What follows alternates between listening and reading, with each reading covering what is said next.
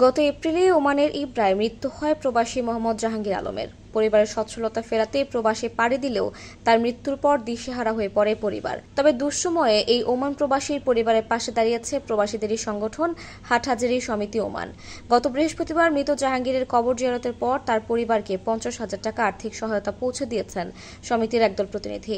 এ সময় সহসভাপতি এস.এম. সিরাজুল ইসলাম ছাড়াও সমিতির মুহিবুল হক, সালামতুল্লাহ সায়েম, জয়নাল আবেদিন এবং মাদারসা ইউনিয়ন পরিষদের সাবেক চেয়ারম্যান আব্দুল মজিদ উপস্থিত ছিলেন। জনাব জাহাঙ্গীর আলম বিগত দিনে ওমানে ইব্রাহিম স্ট্রোকজনিত কারণে ইন্তেকাল করেছেন। তার অসহায় পরিবারকে হাটহাজারী সমিতি ওমানের পক্ষ থেকে আমাদের প্রতিনিধি দল গিয়ে 50,000 টাকার সাহায্য অনুদান দিয়েছেন। আমি হাটহাজারী সমিতি ওমানের সকলকে এই সাহায্যতে শরীক হওয়ার জন্য আন্তরিক মোবারকবাদ জানাচ্ছি। অসহায় মোহাম্মদ জাহাঙ্গীর আলম ওমান প্রবাসী ওমানে মৃত্যুবরণ করেছেন। ওনার অসহায় পরিবারকে হাটহাজারী সমিতি ওমানের পক্ষ থেকে একটা প্রতিনিধি দল ওনার বাসায় গিয়েছেন।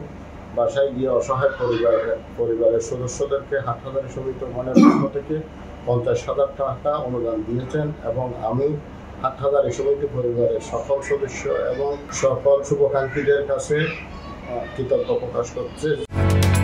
ওমানের সেরা রেট দিচ্ছে বাংলাদেশি প্রতিষ্ঠান গালফ এক্সচেঞ্জ। প্রিয়জনকে টাকা পাঠাতে আজই আসুন আমাদের যে কোনো ব্রাঞ্চে অথবা কল করুন স্ক্রিনে দেয়া নাম্বারে। গালফ এক্সচেঞ্জ, বাংলাদেশিদের প্রিয় এক্সচেঞ্জ।